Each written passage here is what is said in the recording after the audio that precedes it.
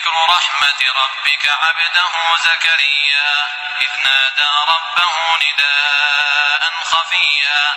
قال رب إني وهن العظم مني واشتعل الرأس شيبا ولم أكن بدعائك رب شقيا وإني خفت الموالي من ورائي وكانت امرأتي عاقرا فهب لي من لدنك وليا يرثني ويرث من آل يعقوب واجعله رب رضيا يا زكريا إنا نبشرك بغلام اسمه يحيى لم نجعل بسم الله الرحمن الرحيم اللهم ربنا آمنا من وتمنى رسوله فاكتبنا الشاهدين واتقوا الله يعلمكم الله والله بكل شيء عليم لا إله إلا الله فاستغفر لنا ولا إله إلا الله تتبزره لا غنزنا وبلا نزل ما كان محمد أبا أحد من رجالكم فأبي محمد رسول الله صلى الله عليه وسلم اللهم إنك عفو تحب العفو فاعف عنا يا ربي أعوذ بتنغرو جننا بالله قد تعالى بالا من الشيطان أنا كيسة ندبرك هو بما الرجيم يتنا مجد كل ما بوم فتنا من الجرا بيتو بسم الله مجراها ومرساها إن ربي الغفور الرحيم الرحمن قل ادعوا الله الرحمن أيما تدعوا فلولا اسماء الحسنى الرحيم إنه من سليمان وإنه بسم الله الرحمن الرحيم سورة مريم ko Maryama da ko soro lo muyinti makiyatun ajida ko balnele masalla waaw soro Maryama ila ayo to donc aya tan ni woro ñoko njada ba tan ne wuzukuru Maryama ajukuru Maryama ala dali Maryama bintu Imran la ku dantege fil kitabi arwano kitabo kono janim betala nyato naam mfilita safero to kunu naam ngano nyabo mo koy foro janim betala nyato naam filon de tanata tebe mbalia wala botano naam mo ko me fili fanyado naam mo foro ko fanan ko ya fe nabi fanan lo fanyado naam te kumala ne dianno naam kumo fana mansoni naam nkuma to nse kuma do fo naam nse dala fili naam khali jama mamuta wala naam ngata la fana mata la kana mutala naam filo fana nse nale mo goma naam ihi sigi e hala saha e fanga yata ala ko filo lo mwendi naam e manga tebe naam bebe kumo men fola mo gol ba ta kanne kana barala ita hatta ho jurubo ta ala mun kislawo kumala fanila ala mun kislawo fanila kunu nga kumo do fo janko ke mogo binani anin fulani manyina ko le to baro kanu ko naam musukili mogo binani anin saba barim filitali naam safiro to mo fula bige wo to tar kanu ko fiu dalilo bewma gabila nga men fonko mbe bada madinke anin habila itoho da lamfe le bar kwano kono bari to man na tigar kwano naam bole bolagi habila gaf ani habila o to konta kwano kono bara lamfe bige la qiso bige naam suratu maryama nimmenga aya mukanni woro nyoko la saka hata habula han aya bisa banin kilila ku so be nonne naam atala hada li jamina a'udhu billahi minash shaitanir rajim watlu alayhi naba ibni adam bil haqqi إذ قربا قربانا فتقبل من أحدهما ولم يتقبل من الآخر قال لأقتلنك قال إنما يتقبل الله من المتقين لئن بسطت إلي يدك لتقتلني ما أنا بباسط يدي إليك لأقتلك إني أريد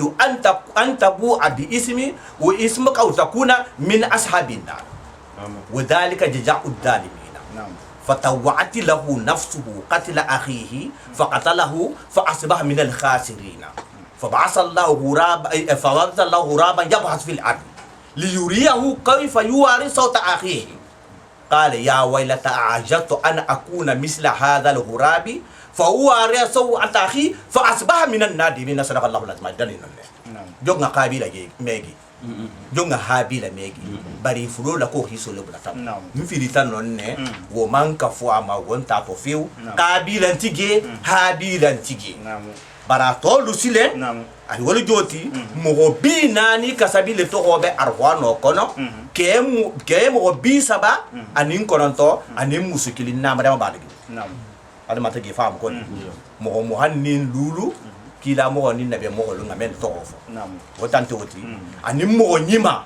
mo sagi dalo kunu mo nyima wulike mo kononto de Naam. da wala da men tambita bari mo sagi le mu ningole mu julu karnenti anin uzair anin imran anin tubay anin taluta anin haruna anin luqman anin zaidu bun harisa wala mu sagi la bangati mu sagu nyoti awa kafiri mo woro le fanamu ko kafiro mo woro la mo kunda gulu bari mo woro le mu ningole mu azarti anin firauna anin hamana anin samiri anin qaruna anin jaluta anin abu lahabi na mirato ni hamo woro la mo sagi ka mo tanni nanden toti ya tanni la mo hanni luka jeli moti mo bisa banin koronto bisa banin koronto ya hanan namara ba tiling tas to da hala kan bina no batta kan mi fi tanon ne fo hagi tebe munna dino le ndiya nakante mi ala wula ma fana hanin kuma to nte filisa yin akuma do fanti dara fi bari ningil batala akan tebe nadi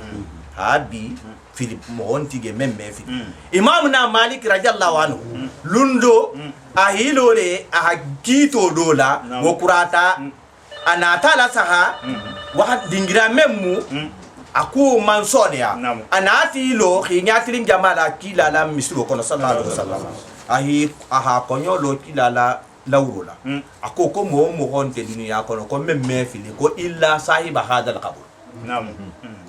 ko fo gaburo nyenti ko lawuro nyenti ko age kila lawuro wa sallallahu alaihi wasallam arabul fanan kole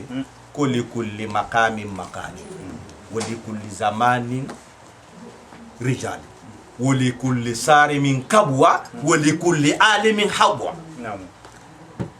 li kulli maqamin maqali kuma be na fo dingira ni ma kuma fa fo la fu fa fu wa li kulli zamanin rijal jamano be fanan na mo wole kunun ko wo mo bige woli kele bige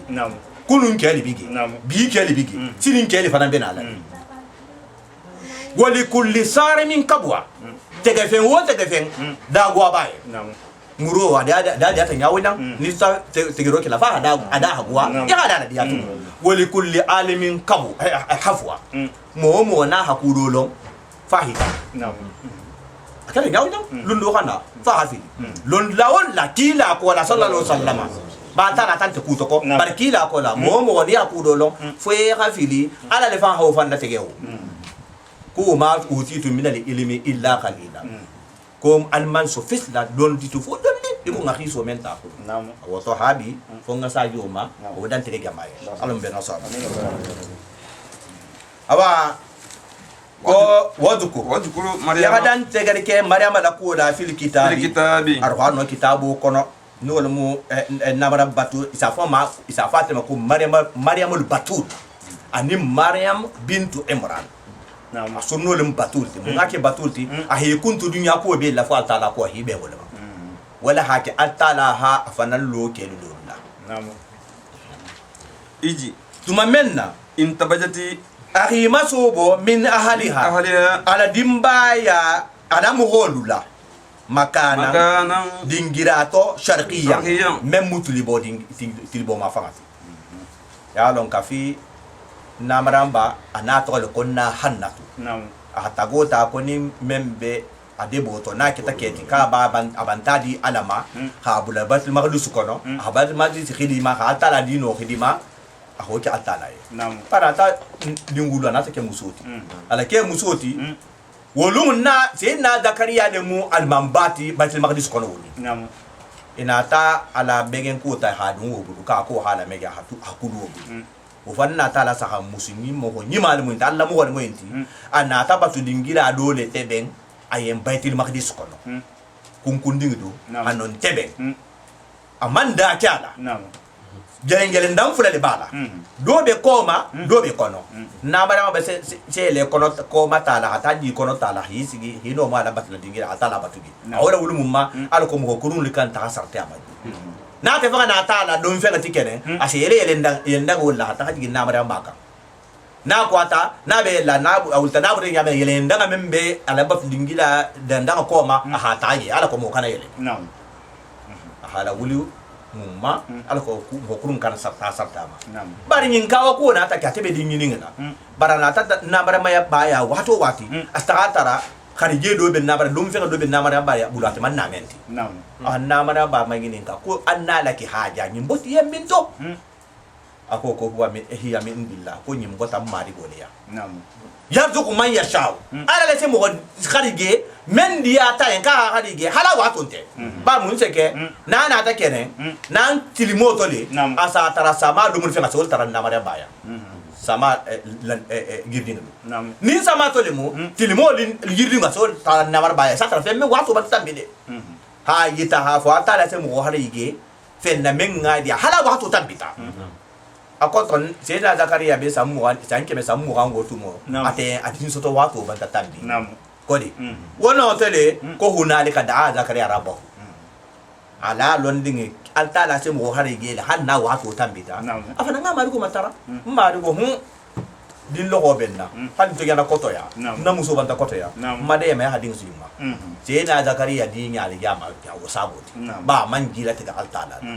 awan namaran bayi nyimba la marole to baitul maqdis kono na kurata kene bato dola nin doliko ko muso la farle muso la baro senama na tama asela habo hata ha wosenya folo na ko ataman saja ino anoto badolugo ko tala ha kay sa wosa sinya kilin kasenama ko atala ho bu nyake doliko ko sinya fula netam bola awan yin lungu sile ala be la firin ala ka ko do yitala mo hola mo men no ana tala fidindi na mafante men bari gani wo be dila ata dunya be jigo be na maramba yito batul ka bati kuntu ku dunya ko be la fo atala ko be den wole la ko hana te wala kuto mo mi yilinte memma wa mo wol kono la ba awa kafi alta la fita dingi lama abota batu dingira yi mo ho men liba da fege abari no ta boto da fe ki kulla tilibo dingira masilen no fatahat hijaba ana ta hijabo dola dum min duni ana la mo holte suturo men si nya haramu ya mai magi fasabna wo kata nyaadi ka ta dingira mento tili dingira tilibo dingira le mo bari ko doliko ko musul labaro le tumbama atata wole seni adula doliko kala fita asaltiele peñila ha teben ha fate senya atata okunyalla atala nata din stoko la tegabadi wonon to fa arsalna ala danata la sambarike ilayha na maryama ma ruhana na jibril la kala ni bala ebisi la jibril ana ta wala samba na maryama ala samba to menna fatamassala zena jibril na ta fa misali kankiya laha na maryama yen basharan ibra dama doti sawiyan men dalo be kamal ya be kanyandi moya la halo adalo be kanyandi moya wa halo loketa nyadi kunna maryama ba kafana ta hi urahi ku qur'anin kole ku na anata la bago lubula fatima ba fatama sallallahu laha sinai jibril ami sudu na maryama muk afatima kulu ba be hayin le kunto kila fa ha bage sallallahu nim muso fa biga menna akunna kulungu biya fente sitra akona ko male ko meso kuma manna afatima kulungu ya la sirina jibril si maso dunno fatima ba wo kumante ahi akurala fanga senior na hakura feu ahala bagota ha fan sutura e ka fan asatan dalta sutura bagol to nyamen wo kola le kabi ko dun na hataha abodula senior jibril na ti lo nyako amoma basaran sabiya mohoma meme kamanni munna nyin lata ko sabiya kara banje ko ginno nin malekolu be fatandin la hala doto maleko te tashkilo kele ko bele ko ginno fanti tashkilo ke ko bela ki munu nyoya feral ginno si munu nyoya fendo ti maleko si munu balla munu nyoya tekilo nam ginno wasi munu nyoya fem kurun ni fon finga hoti nam barata la man maleka ya marka hi munu nyoya finga hoti malika wona malika hanni ki sela jwe nabi na la kila ma wasu sallallahu alaihi wasallam ala fitana alama atala sabla kahi misali mo doleti isafo ma ko dehiyatul kalbi nam kila sahiba nyima bal mosi akirayna al halu kirani atoko dehiyatul kalbi sai na jibril jigisiya man kila ma sallallahu alaihi wasallam asimunu nyogo ya wole nam fin kenyin maleko si munu nyogo ya wole bar fen kurun sa wolo toto wolo ani wo nyogon dolu ginno le si munu nyogo ya wolo nam ginno si munu nyogo ya saati bi dati asi munu nya fen kurunti ikasi munu nyogo ya mo nyima ke nyingti nyame na hi ila bo mo nam awa wole difference bi tema wala hake mo nyima yako kunu nga memfo te na julu kanel la kuto iko men li dolu sa fo nya ba munna munu nyogo ya nyin to man sedo le mati mo hoji gola kuso ni mu kenya menti ya wala halo yitamo nam ni ga nyin ne ga mo ni ma ya le yitamo nam wala ha ke sen afanga sen na jibril alayhi salatu wasalam asimunu nyo ya fe kenyi do male ko fana simunu nyo ya fe kenyi do ndati na je dulu kan le skandali la kunu ngai mbula ku moto nko mo men ba fola ko binyo ko abana ya tala hamansa ya hansa ni binyo lo ta sa loto ngoku mo bulu kafiu nam fem fula bige ala me so ngo bula na mo wala binyo anin fenyo wo mu hakilin tal tali nam mfa hala sakatu binyo abe fen dingila fenyo abe fusila hakilin tal tali nam o de bula mo ko to nyadi ni bala sakatu wo manke mo ko tati fo ala la mo nyima men to ko be arwan ko nam jolo karbe mo ko nyima ya di tama ha to ko bla taru ko binya me bula o sifa ko nam ni ngala sa binyo be fusiku e ko hal ginna ifrité nimbi isa fa ko ginna ifrité ko binyo ba ko ngamenne gole ban na ma gede gole bar ni ko jango ko ifrité le kemunti ginna kafiro le ginna muslimo wala inte binya tan lawo sa ko sele ko mo ma fanansile ko ata binyo tarawo ko fenyo be fusila binyo be fusila ala ho konti hakilinta dole tiwo hakilinta dunte mo ko ibuna dama mo hakili malaki ala ibuna dama ya bunya le hasiya fe be nam awa kahi munu nyoya da mo ibuna la mati na mara ma nyakoto sawiyan men dalo be kamallin amanna se mun na manki aman so malaika ya italala non tabe abigira tegala nam halati na mara bana ta bange se na ibrahima yen se na jibril yen inni nte auju metangaro nyinina birrahman rahmani mansola minka hanna kisi ilma in kunta bani keta de taqiyan ala nyas la nya jonti isobon nam mun nan namara ma hayfo kafala hada na ma amanke kudo amamu fa long ni be dulu nyokonto ha bo se na zakariya na la dimba ya likola ana ku musa nyokolo baitul maqdis ko nam awa silantale abeke la ko ribaro men mela boyin kandida bigi dole ha taqiyin nim fasali sigi fula dole ko taqiyan ko so bon na ni kita aranya tanya jonti aho fo se na jibril baraba ko jibril dole ko in kunta ni kita taqiyan taqiyuti mbe men la ko ribaro mele so bon nam dole ko taqiyi ko boyin kandida dole mun tin atun so boyi mo wole ka muso le kan kene tagere hilo muso le nyasi lo ta boyi ka ha hajo bodo nam awa wo ibaro tata sin namara mo ko taki do ko dobe banto to ko sa ko taki ko bar ko awa to ko wa ko le boyin kandila awa te malo ka fi se na yulu bota e nyamena aba en ko be taki yo men to ko fola boyin kandila ko le mo wala ta ko ka ko iso bana ni ke taki ti bi te men na ko fola ni taki le mo iso bonna ba dole ko ko wonte de ko ko le ko iso bana ni ke ta ala nya tra nya do baba ro hano si le sa fu do be le fo ala ko ni be men ta la to hala sai na juna ta banja ye innama ana kunte rasulu rabbiki imari golan kila le munti malaiko le munti a hankile li ahaba ngadiri kelaki itema gulaman din kending dola zakiyan membe kere mo seniya rin ti mo nyimati nam na be me ya sabuda nam ala na mana bana ta bangi sai na jibril yen anna yakunu غلام dinke soto se tunodi لي nteyen wala mu yamsasni basa ولم يمسسني بشر ibnu adama na mamma hayna kafunya asugo silo Namu. kenan man kafuma ndi din soto nyadi Namu. aho kawa ku ni ngaroke zena jirila ولم أكو nana manke doto bahiyam أيام fuya musu fanandi Namu. man fuya nya fanan lo ntena din soto nyadi ya don din soto ku fulal to muso banta si ke ku ke lato adin soto bulo ma don ta ke fuya muso te adin soto bulo ma wo fulo doron fusinte namara mala koto qala هذا sai na gibin na tafo qala rabbu على ربك imari jo hadalo ke kajaleki كذلك tenne ha fo kase dindima kenen ke mamma kayla futo bulo ma ke man sima fuya nya fanan bulo Namu. ara ta gawnya هو wo kunya wo hadindima ke man ka faima خير wo mu kuso nya din balati Aleya. alayya inta talama Namu. sai na gibin la hayin kuma dan tege na maran baye wali najala ولتجعله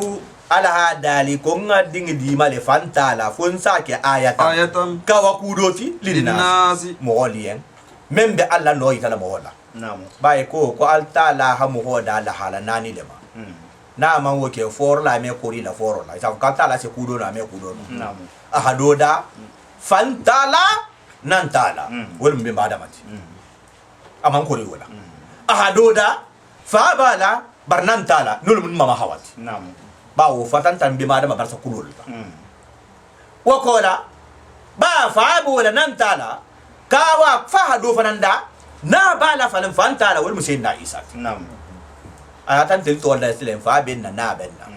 ala kun kan ta hafo ala se dole no ame dole Namu. nam ورحمة kene ma fananti منا ha fatanta talala وكان أمرا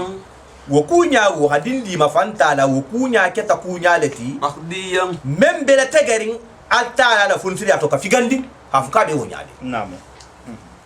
وحملته munna ta kesilen sayyidina jibril alayhi salatu wasalam karma bange kana tanna maryama la drogi bulo ta aha fe nya menna fo nya wala ta tasile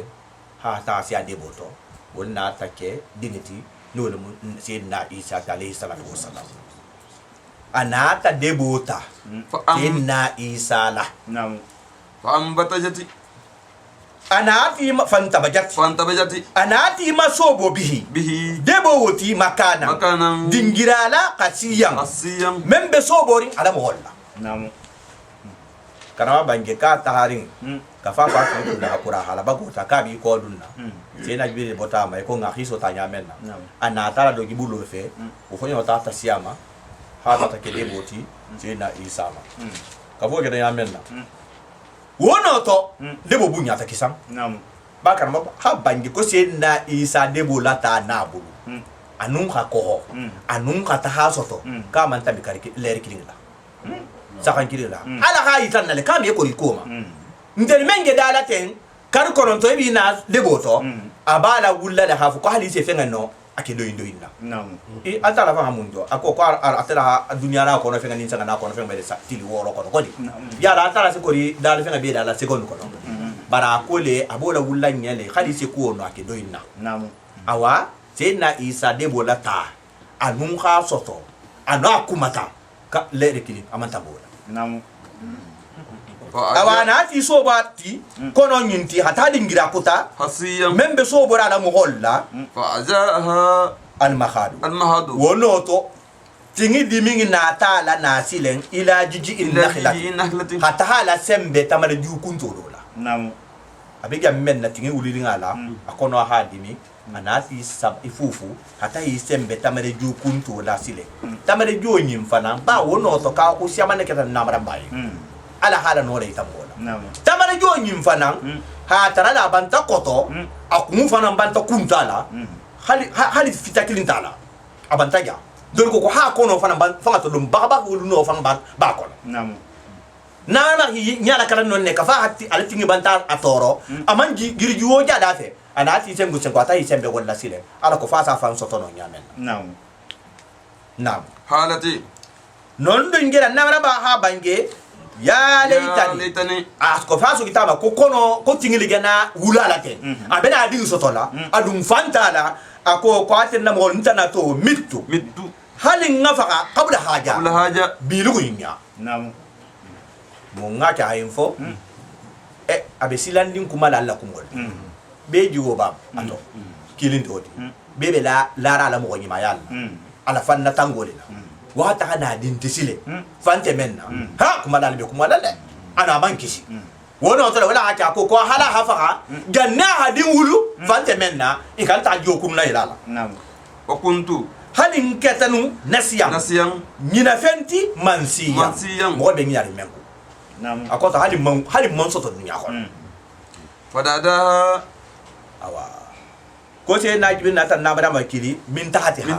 akoto ma fanga ba ka fitingi wulita ya menna se na jibiri hi maso bore gila pom ata halin girato hijabo su do anin na bada ba te jammenna barata jammenna koto ma fanga le ba be ko na bada ba tinti kumole kan tinti dingirale se na jibiri hi la maso bo pom hata hi inuhum durato membe majigirin na mara ba koto ma fanga atulu be na mara ma kanna silen kuma be tambida abola korosila abatulu la wala wono to na ha bange inke nyamenna kafa kuma ya kuma nyimbange ko hala kana sotonu ha ke fenti mentige mo be nyina menku abe sunurin go kunyala sai na jibril la hakili ahadan kun ahala kuma kan inga be ala ko suno habada Allah tahzani ko yete maryama kana sunu kadija ala rabbuki imali go banta turu ke tahataki iko to ma fanga isi ko to sariya ko yo la dola ko membe yo la bari wotu mo hatara ku saba wole be na maryama la wa bara be baso bota tala afolo dingi menge wululaten wo be dan tegala na maryam bulu nyaadi fantala wo ko ta filo bala afula nyogo tingi wulta la nyamenna gilo ko hamuta konko fana ngamuta nam awanta nata lafi wo be baylama ako folo do membe bolama atala azena jibe ko kana sunu e kana sunu mun na folo ige sunu rindingin fala ko la ten ka ko banta dima ko fantala wo sunu ho be la atala to ko to filo ko la handi ha tara gilo fana mbala awa iko to la sagade na ma ha ko to sa nyamenna o ha tara trambe dungira mento dingira dole fana mu efenga to de buyo tum jamela buyo dingira ko to le bara avantaja altara na ta buyo ya marka ko buyo fana nga feten kisangi habo gie meme bola ko mari amasi ku wodola ahimi nyamela buyo fana bota tena yibi na ta o tombe ama ko buyo banta boyen altara banta giti ko to membe woyola ko hujji awa ahimi kava ahimi mbara halon die fana se men ku dole ka konko dumbala ana ta mfa ensire kawa ko yhala maharike ileki ima famma bidiji innakati tamare ju kunto ge semberi menna wonya mo fana makande hala makay ma fanga la ni o ke tasahat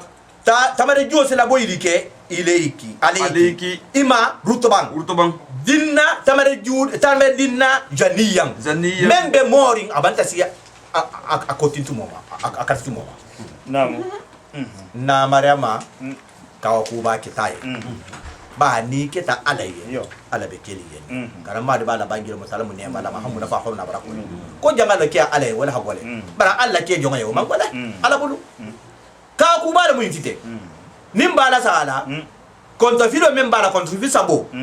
do banta bo bardo itu sena dingi ndante ganya sena yiri banta assurance jama ka ho konto filo bala ka hala kana sulu munna hawolo nyato ba hannin konko be mogola gilo go bila wallahi hadum ro ke nyawonya nin hammo do bi kunna ameta hata kore so domoro nyime mo kumbu nyawo jusula fananse mo kumbu nyawo ya domoro ke nyawo ye kono fata wallahi nin jusula bali abi ka la sigani kono le iko ta ameta hata bari jusula be larin domoro be larin jusula kan ebe konto filo e bayla e fengo jusula e kumbu nyabe nana awa do banta bo die fana banta funti du goto bara die se min fendo le kam ala na ta dal ka ko be sem bering tamare ju kunto men dal ba ho be jana men kono do mu abanta ke da mu ta bankoti ama hamahandi se namaram ba ha ko nyola ta aha dirijo maha aha imahala dorom aha imahala nya men nawo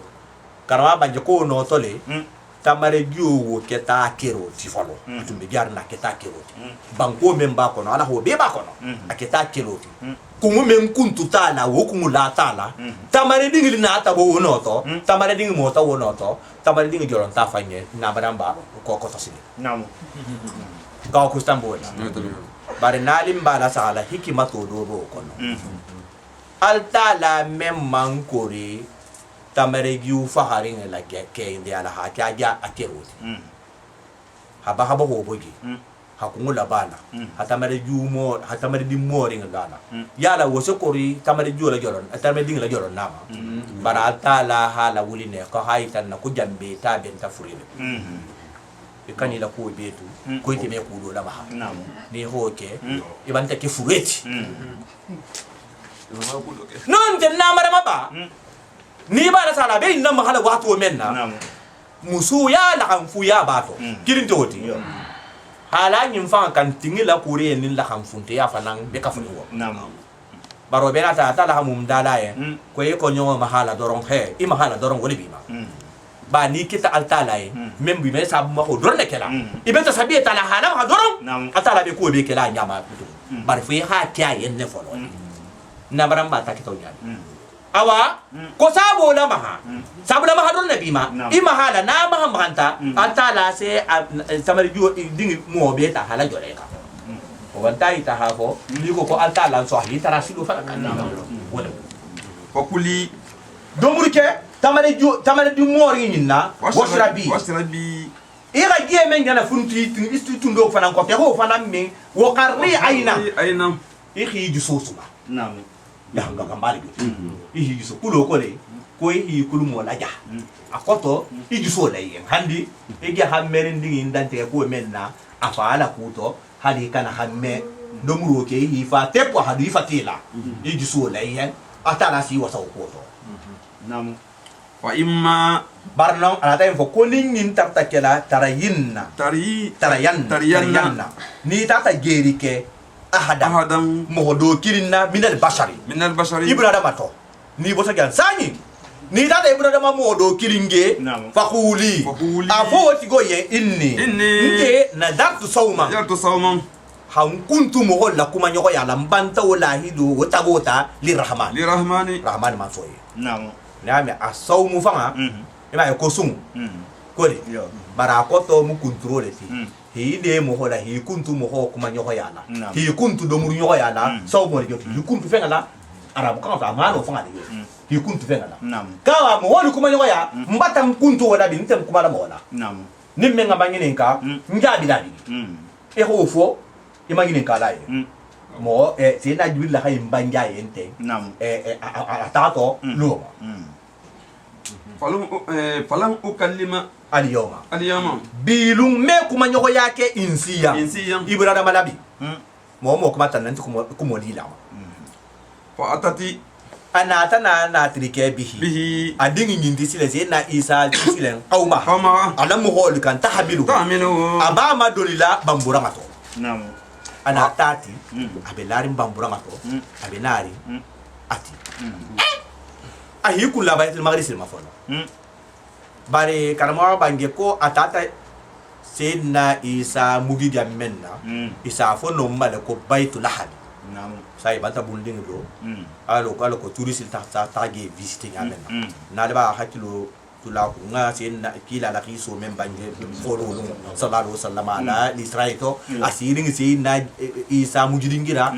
sayyidina jibril haya mare ka har ka fuladino dal na ho fole awa abota non nesile anata sina isata hi kullati ala muholu ka para betalat li baitul maqdis le kono isa fo jamme ma ko sakhirat baitul maqdis fatakulu le mu ay baitul maqdis kono miso bi lora kun tole dingira hormari mbale mu atata sina isata ta hala abele nonne konte filo ba la sile ay mo gol jabi la isa la koto jabi karaba ko ka be leta no nyabe na fata kulo le mude sayyidina isa na la karamatu ala bunya sabula talama altala ha fata kulo ke sayyidina isa koto ko sifo ala ko akana bo fata kulo la ja kalama afate ko Naam. ana tiro silen hanya tiri mohola mohol ka war ngebe nala e be nala ngini ngaro ke la isa la kuma silen ani marema la kuma nyimbota burminto Naam. ite be lari mohol halu iko ya maryam ite mariama hadi jiti ha ibata na tirike shayan fendo tide fariyan u kondimba igana na wadi Naam. ana din tinteli kantel hakilin te memba fantala ibata na ku kondimba ya uta haruna ko ite haruna bari muso awa haruna ni ngamen na ko fo bi design tan anin kunu nga to ber fano kono haruna ni ni sayyidina musa tata haruna ti kinitide sayyidina musa ni sayyidina isa te masanguli kilni ko bi te Naam. yala me ke no bari muso haruna mo wal mu inta ala hakim mo nyima ba ta manke na be matide bar mo nyima ba a tawrata kitu la lo ne khala sabati ha mo wali be son tala mo nyima yalma ninna be mantige wato mena tele se bulam na be mo le pilasi mo nyima ya sabula be la tala be na ta mo holi la masilen mo nyima ya to ni ke ta musuleti isa fo iba inyi ya tele ko haruna awa ita fama take haruna bari musoti awa ya habari musu ya dembe ndia harun alaba sin namara bala harun la kuto nya Naam. makana abuki along iba ba taram manke ngawa imura sawin sawi mo kurunti Naam. mo kurun 30 babati wolo joti même mu geni keda to 30 babati nole mu senna umar imrana Naam. wa ma kanat umma kana to ummeke ina hannato fana manke baghiyam Baghiyam. fu ya musu fananti Naam. fasharati kafi ho fa nyamenna akoto igana mun fo ete banta ku do ke mo hakin tebe aslan tabe même imam mengi bu wala aslan tabe na mankiti wo kola ya lo ngotu mo sera jidi na banta fa en ko ni ta ko banta kuntu ko nyo ya la mo wala ko fa asharati anata ko ya lo ke ilehi sayyidina isa mabambura to silen kawa ahamudu akonyo lawula amijabi Naam. kawa wo ginya benna qalu mo wali kayen kaifa kenya to mama nukallimu ma nse mo kuma nyo ya nyadi kana sabiyan men kita di nyenen ni titem filima hadi bambura to Naam. ba ni ame ali mahadu fa ko to di nyenen laran dingle to ko arab kan ta ali mahadu ise men tebe hala ko ay ma yarnde awan naja kan to ko bambura nam hala kafi ira fonya menna mariama ntele hitir mayini ga tela kan jabila Naam. mun nabi bulo la iko nyolo la dinyene ninga me bambura to we be jadi ihide nyamenna qala hala dinyene ninga be gisul mem mawnya bambura to dole mu siyenda isafi wa ha bange kisan inni awante dinyene ngin abdullahi ala jogala mun te fo ma yala kuma kan folo benta ala la jonyade Naam. hal tala ku baya kunto mo me be fani ya folo ko ala dingere mun ta ala tala dole mun ta ala fulan saba nyogole mu haw bay atani kitaba afala menti marigo batan so kitabola kulo hake filu madireti ka bata so bara ma jamo wato de Naam. abantala lonkasi na kitabo do diama mi mako enki ala ko londo diama bamburan woto waj'alani kase nan ke fanan nabiyan nabi mo fanan Naam. ala ko londo diama waj'alani bara batan te fanan ke dinyene ka metende abatan ke mubarakan barakadin fananti aina ma kuntu ntara ta jango jang barako bemve Naam. aw fanan tan tigala mo holi awsani barabata ya mare annali bisalati salo fananna wa zakati anin jakko abata ya mare wo fudo fananna ko be nadino fananto Naam. ma do ta be na ala yamuru di lambulle ngo dan tigali madum to hayyan madama mbe ganti ya to ahanja mare ko ngoke barran abata ya mare ko ngake nyinya mo fananti bi walidati ngulu ba hoyin fananna nolu mare mati Naam. ma ya ma fo ko bi walde ya akol ko bi walati ngulu ba musula Naam. walau yaj'alni amante isa ke doto shaqiyan jabbaran kodi jabbaran amanke fanto ba fananti men sa fan karo to bunya mo hol ma manke woti shaqiyan mo men ke ta ala kutala ba ta manke o fananti Naam. kulo ko kunna go baron ti ganti ala kutala ala masoso la amanke o fananti assalamu wassalamu awa kiso be alta kiso be hafata alta la alayya nte isa ma yawma lunto wulitu mugita mi lummen to tena aba al awulu lungo de fam ko bi lungo ngena wulu lummen na alta la ba ko ka bantala kiso lang mabi kili wa yawma anil lum fananto amutu mbesi umayele mala lummen na ala ko kala kiso be ma wa yawma anil lum ubu asu mbela wulla lummen na hayyan ngaranti ya bulo ma alta la ko kala kiso be ma image asran sabodi ta de fana na bari fo nyal de kinti ko na le bana en tumbe ne fola ko sidna yahya dafe ya to wo ham asransi ko men fota no ani men fota jang ganta mu hikaya to le arabu kan to sam ko ali hikaya hakula lanyi gi mo hoy men fota ya hola ni gi mo hoy sida isa hola kida sidna yahya kenta ala la hadali non direct yema wala hake sigato na yante kilinti sidna yahya ta to menke darsu to kinun na wala da kunu afotale ko wasalamu alayya yawma wulidtu wa yawma amutu wa yawma ubu asuhayya wasalamu alif lam tidi ahake nakirato li wasalamu ko kiso dobe alayya nte yahya ma yawma wulidtu wulta lumenna wa yawma amutu animbe fa lumenna wa yawma ubu asuhayya kodi bari non akote le ko salamu alayhi nabi rasul ko salamu alayhi atala fa bidalika awaya karamo ha bangi ko rafa no kona na nyabi na fasaro le ala ha alifu lambo yahya tatu aha alifu lambo la nyento mai ko salamu alayya nyimu hikaya to leti ala ku menke isa yen isa be wala nigin na mo hodi afanyo to sagila mo a jawto sigala mo hodi wala hake aha alifu lambo la hake ma'rifatu kuma londing don ndingirano no munda kira to leti amallon kasabi membamba amallon kana banja ko ara no kono alta la assalamu alaykum di mo ma jaw ya saki nakra so tan nama alifu lambo la alifo lamu la arabu la kuma kanga to ana aboto ke lula bala alifo lamu la ni ha la to ni ha ke nakira toti mo mango dangalo ni ko kiso lobi ma kisigiri danyo mbala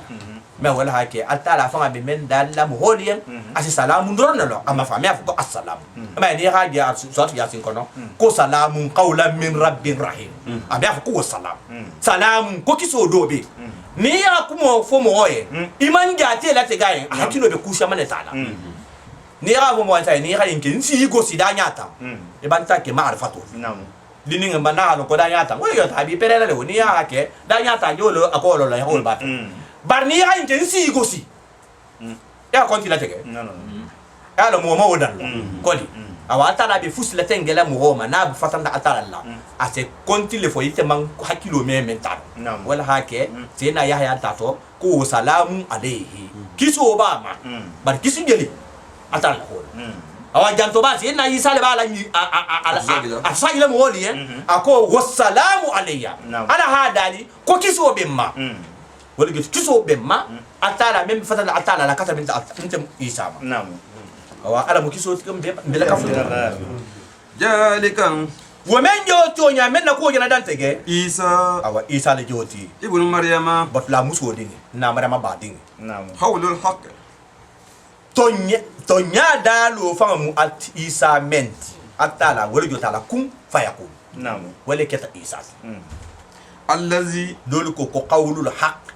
tonya dalo wo mu isa leti allagi mbatelema yamtaruna ibe sikarin fihi isa men nakuto dole ko nya dole ko qawla li haqqi lu wala hakke lati hakke mafulun bi bara la fa'ilo be jon wala yorn dinne wala joti ko tonya dalo mbole fokan nyaake hawlati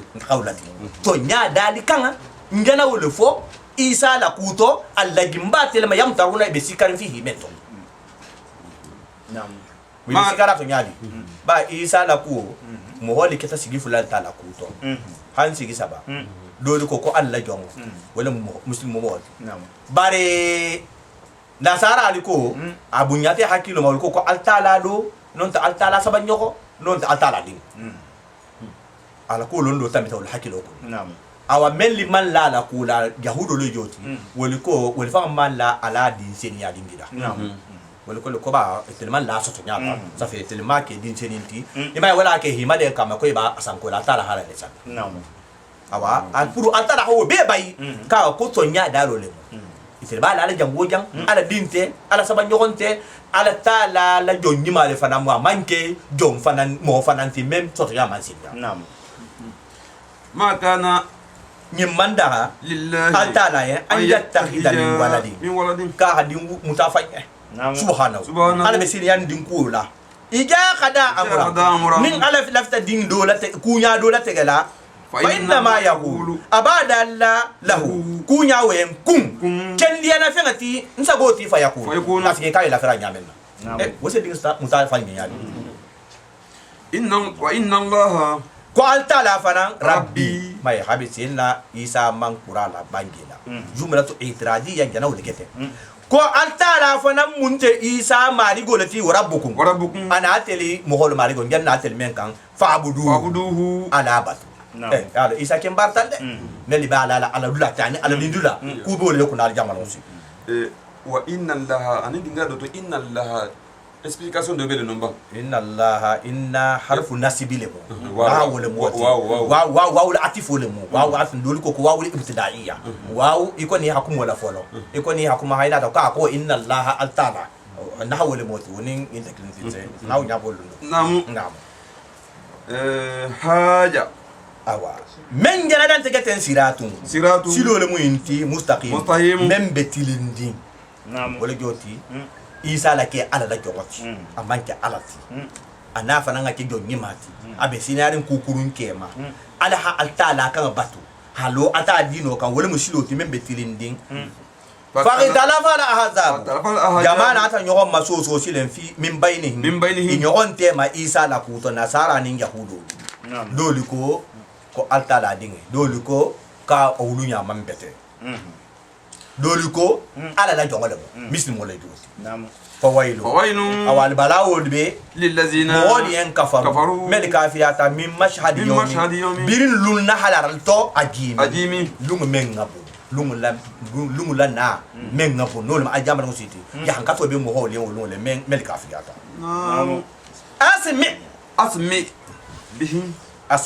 أسمع والله كل غير لا بالمو بهم مهولتي وابصر ميرلا اسفلا اسمع ميرلا بالمو بهم مهولتي وابصر غيرلا بالمو بهم مهول فنانتي يوما لونتو ياتوننا بينا انت تعالى مالو بنا اكوتو مهول ملي بنا الجاما كوما imya me jambi imya fahamuge imiage wole mukel oye kala mer la bal tal jamalo sini ibikela ger la bal fananti ku me be memma soso la kante kala iba mere tulo la jamalo sina akmaka iba gele le nya fananna ala ko halon ha ko to nyaale fi lu ta'ajjub sa fa intifan ko fi lu ta'ajjub kawa kumole mo yala nyilimu be ger la bal fi al jamalo sini imu mer la bal fananti al jamalo sini aha لكن الظالمون باري مناتا كسيلن جالي مفانتين يغلالو اليوم دنيا لو نينكنتو في دلال يبي في البانتياتو مبيني بلا كلمه يارين اليوم كو كما نعم دنيا نينكنتو إمياكي بارنا اليوم لو دلو مننا انت لا سي نيالا بو ها فاراي حدو كوجي يبي تغري منتو حكومه يبي تغري منتو فنا نعم وانجرهم مغوني مسيلان يا محمد با مكافر مسيلان يوم الحسرة نمسو لومو مسيلان ويا على ملك الاسلام نمسو لومو نمسو على جامع تو دول موي إذ تما من نقولي على أمور على بتكورا كونيا بيرة تجلا جهنم ديغل بنتا دون جهنم أرجعنا دون بنتا دون جه أرجعنا fahum wahum bari mo honni liken dunya yin kono fi ghaflatin ibe ngino to de aljama ko ma wahum itelu la yuminuna to gondia kama bange ko nimisulu munyati ko ninga ha dinga ko ta dum ni jahannama melinte boda kunto few arjana dinga bata dum arjana la mun taraw mo golnya melu farante bola arjana ko butu jahannama fasate woro le be sabate mutu sate kilinga bata quratina melu bola ge melu be pimi so kele ge bata qura bola ge halu arjana ko diko ngahi so lata mi ngame kara bange ko alta la sena maleko ya mari isetana sahajigo doti isa fama sahajo ko ka abushu al kabushu la amla al kabush al amla kila la bange sallallahu alaihi wasallam ko ni jahana bi dun ta jahannama arjana dun arjana atana sena maleko ti ase maleko ya mari stana saho doti ka saho anyanga bele akalan kalam ma fi mani gema al kabushu al amla fi mani gema munake amanna kulor kutati fo fi malingema hikimatu dole bigi yamanna za ulenti amanna gema fo en fananti amanna fi matiri fananti barana ta kulor fulo ineti sa hajigo imbe mutari male ko nyimbulu aha kotota asa kotota haitari ganna dingel ko ari ganna dingelu anyabe sa hoina ko iyo kariyabe na ko iyo ko mu muinti kala ilong sa ko iyo ko ngalonne ko mu muinti ko saya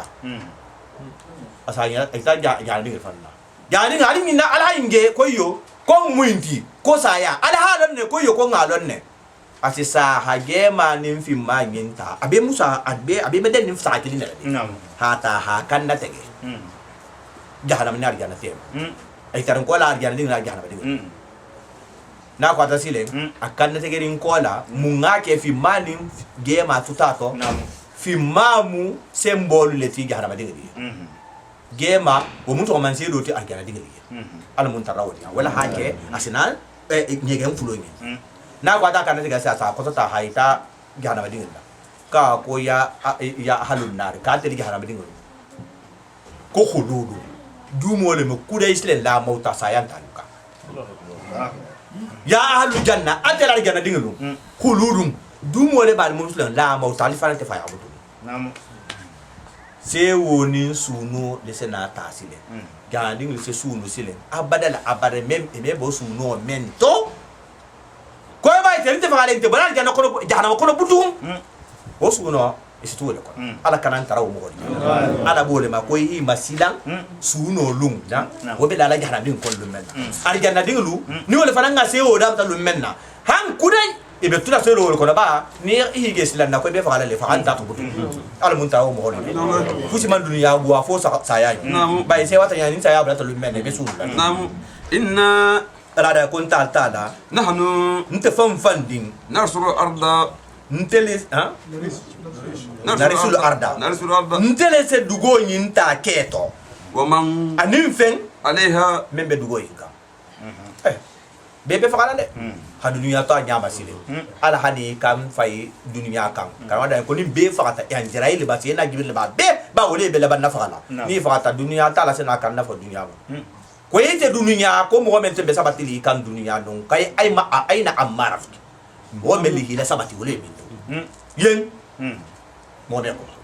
ayna biharuki baharu mo meli bi to yemin to yen mo me ajal ayna jababira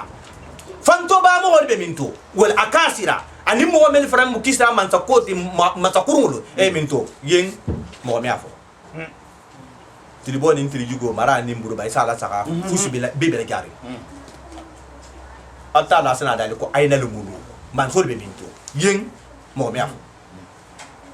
asana dali ko li manil mulukul yom man sayabe jonyebi yen mo me afo mo me ajabi asana fo lillahi alwahid alqahhar awante kilin de tal mo man sayati bi man sakata man so no man so nte kilin nte tam man sayati fushi tige butu mo bebe la jare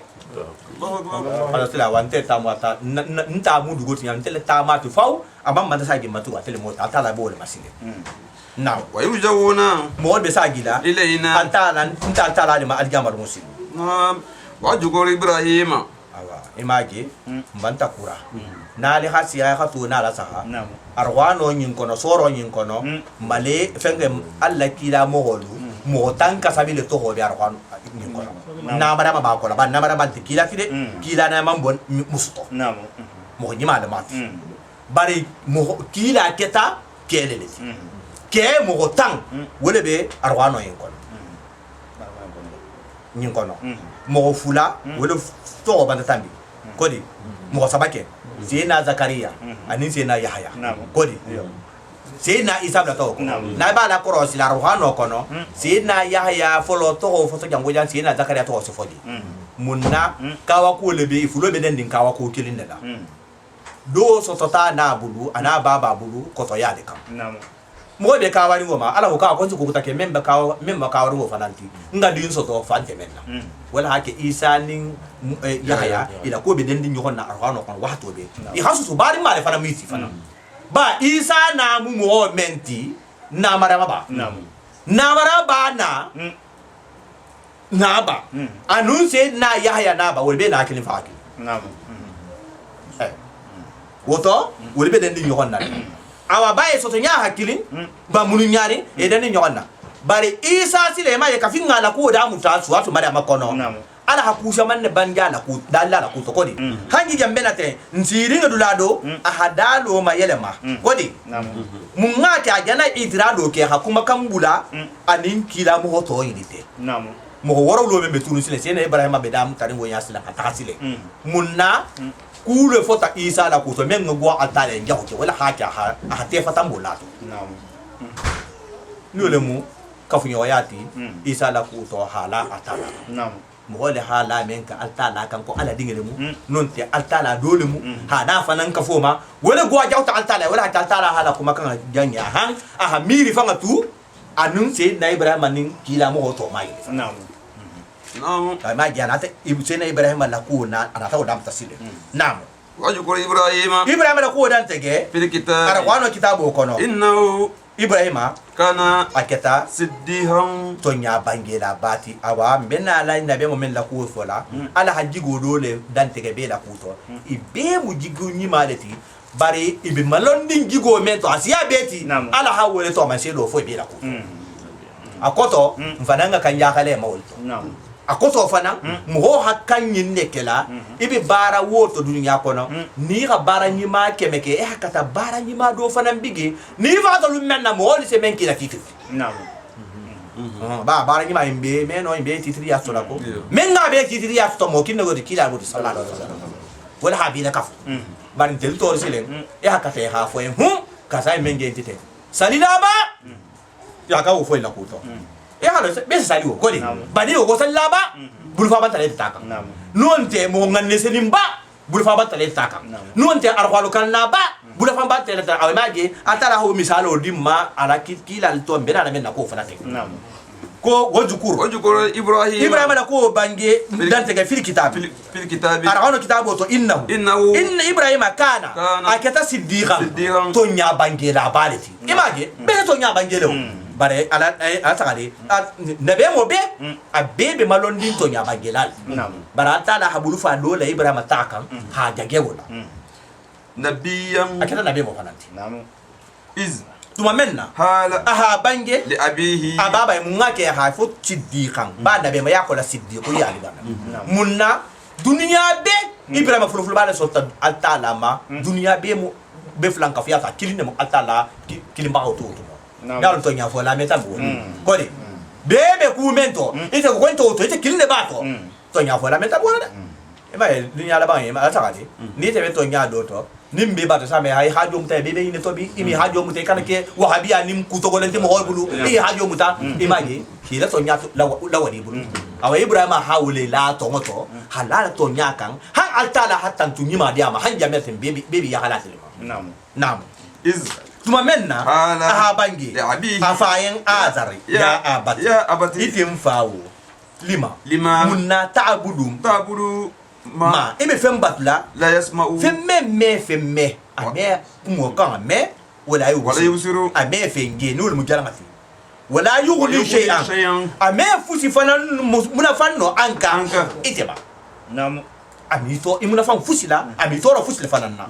ya abati item fawo nyalo le ali nyalo se na Ibrahima to hakulu nyogo ya men na taka anafama ababa mu kafiro leti bar hal kafiro mu yulu ba hoti kulo le la takai ina ma kuma nyoya fa to fo ani bara nyoya ala kuma nyoya ala bangi la sade ko ya abati ko ya abati itim faawu nyalo de ya abati itim faawu inni nte qad ja'ani ma fembata nantema min al-ilmi hafatan altala londo dola lam yatika mem manne kan itim fa akoto ama fa fa mbido ma itim fa nte banto londi ba hasiete tite mujahido leti ama woso nyalo de ko fembata nante bul nte mabi ala lonko to mem manne ka itim fa ala la baro le moti fattabi'ini awasai be nyamenna bulante ko de ahadika ngi ikanda siratan silo do kan sawiyan betelindi ay kuma so ne ara fala abaye haba mankura ya abati ya dawo nya hayin lale hal so ne ya nim mahaya nim famma jigo kumo dante ga babaye fa ason do mesi ko yawni daw wala ya abati item faawo la tabudi shaytana ikana shaytano batu khala batu ikana bulako inna shaytano kana akita asiyan so lalati lirrahman rahman mansuri yalo kuma soni ari betamila de abari ala sahadi mungake ambafo ko inna shaytana kana asiyan kana lillahi asiyan nonte lil jabbar asiyan nonte lil qahar asiyan rahman lilana munake holana karama bange nema kumo ne an rahman nemo lente ko ar-rahman dunya ne mo tigo ma atalati nema kumo ni hinna kumo nema kumo inale ala ka fa sondo membe jari ko kenketa fo ala mense nema afa bule ya hala nema marigo non te na azadi asa fo ko kala li jabbar asiya aketa jabbar manso yen ala maso solati bana jabbaru tolana akaharo tolana katamar manso ni sembe manso ba altara ni ba kirila ki tolena anin wa men wa to haka ya hajo be kumen je na ibrahima hajo be amari go la nemo la fa son do meto wala haja rahman tolana bana haja ba tolana hajo to ma fa son do meto sono kumo so bon hongo namu ya abati item baba inni item faumte ahafu mislanding aya masaka azabun ala ko setano kan ima hanyoga sayin min arrahman ya rahman fa nafon fatara rahman mansula aya masaka azabun jankato kan ima hanyoga min arrahman fatama rahman mansula sayin mislanding aw fatakuna ikata takake waliyan jeri loti li shaytan setano nam waya ho kuma so ne yarin fa ababa awa kularin ya bar sigiya na no yin fola faye ala mira ta fa son do me banta maya nam qala afa sen do me biki iku fatakulu ababa kayen arahibun anta yo ite be miyar ne ba ite an alihati habonna mari golu bato kan ya ibrahim ya imaje ataka ya uni dawo men nana aha ibrahim lagi kisam hadi to bala tege hala hafu ya bunayya iko se na ibrahim ha bange men ke adinge ya bunayya inni ara fi manami anni ajabuka itin dingu mba jela si boto mbi faka mbi kana tege kodi se na ibrahim ma wole ban dan tege adinge ye se na ismail ama fo ko ya ismail akodo ku ya bunayya se na nuhu faranga bange adinge yen ya bunayya ite bayni kodi ko se ne ko ite dingu bulanko e kana bulaka firolu ko ala ko kan take tula fi jahanka to wa ya bunayya le fo bare kafiru to mu do nyinti hinnan ta so da beto adiga banta kura mfa ku fa yere atako ko ite ibrahima aha ta kun to ato ha itala ani ibrahima kento ku kinto feu la ilam tantahi sai be ya ni mandang kuma ba inna nya koto la arjuman naka nsi mabunkuru la hi hafa dole ko nya dole ko la arjuman naka nsi mambun kuma kurungula akoto nsi na ahole fo adinge wa ajurni sai me yamen ne itegenna maliyam jamana kunto jam ikani dalonna ikana kumanna ngila kunto itegenna ahole fa adinge hala sai na ibrahim na ta banja yin salamu item fa kisolo dron alayka ite ma ka fatan tela ku jahola namu akozo nte ku jaho hali hi teganna ya ku jaho foma nte nte ku nyima ku jaho wala mahala takema ibe kisi nda ku jaho سأستغفر ربي nte marigo mata ka faro la laka ite yen innahu marigo kana aketa hafiyan ni nyaman salati bi nte la atala hanyin na jaho ke nso mata ka faro la iye abe mbangere to men na hatara malon ko mo me altala mata ka faro la iwulu ba kafiro kafa halo nyamen nawo anati ko dum hafra mataro silem bari mo se altala matara le nemo la iwulu ba kafiro ye alingo londe iwulu ba kafiro isa ala matara nemo la yen bari me altala matara kafaro la yen ba ba kafa na be kafiri ya to atante kafaro ke la yen bara atala se no nemo ke la kafiro ye ba nema do mu inti na be kafiri ya to atala ha mafane ka ke misingoti kodi ya nema metambona wala hake وقل رب ارحمهما كما رباني صغيرا نيبي اتلا مترا له ولبا وين سيغي فلالم نيبي كافر ياتو ايبي هننتي نيمو مترا يبول كلا تالا لاي نعم يا ابو كافر ياتو نيبي مسيمي لونتو يا خفارو نين جنو خفارو نين او نيون دولو يا ما تالا ماي نعم ني اوكي ساترا اتلا بانتا ايبي سو نعم ايماغي امثالو دو كتالي سيدنا أبي هريرة رضي الله عنه أبو الرحمن بن صخرة تو فان موتي أبو هريرة نمنا خيسوفو كلا صاحب نيماني و أتوكون دياري أنا هكون باسيا مناتان أتوكون دياري منا أنا هامي هافو كابا أتوكون ديا أنا تافا ada abab أنا أديني سيدنا أبي هريرة كوني توكون دياتا مبانتا إنتاغوتا nte domuru kela nte minna kilo fanan se nte dunna duben fanan koto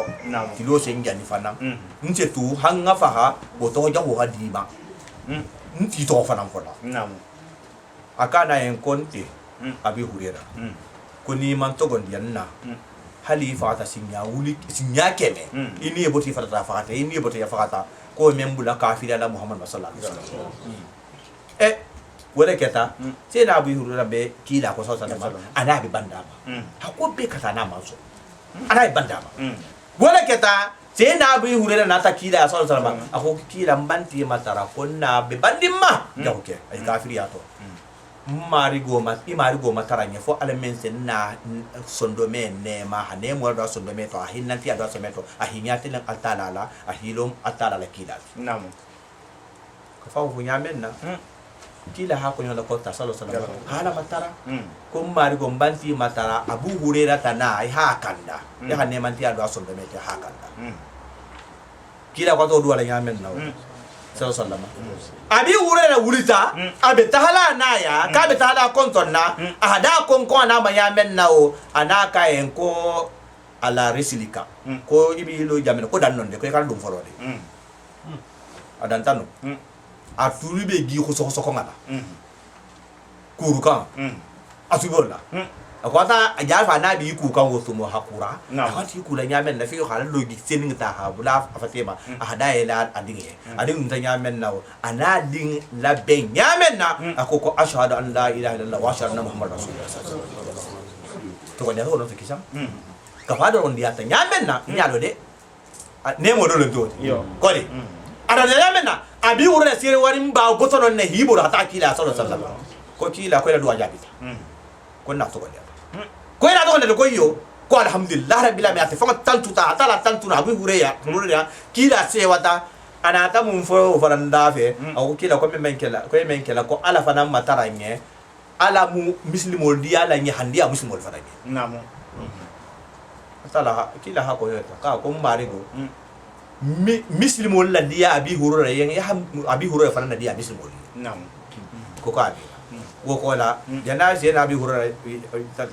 suma ila mala ako hal na ajawul benta ban ni muslimol mo na ajawul mo ni muslimol mo atala sala ko dia du go sabna so de meto afana na ma mo je muslimito amen kon asigo ko nam gila do asabu wo be ba itala la hafo mo kana gila tege duanya le mu ko be aha nam وأتجلكم نسين صوبو الله فنان وما أنفين تدعون tad'una albi men batula min duni Allah men ta altalati nse nsobo bela wadu rabbi nse ta mari go doron batu asa adoba to mari go wajibi le mu an la akuna nte meke shahiyam jigila wura shaqiyan nante shahiyam wala nte iyo shaqiyan nte meke jigila wura mo hoti bidu'a rabbi mari go batola mbe mari go batola men kele me jigila wura so to akoto mbe men nyini na dun saso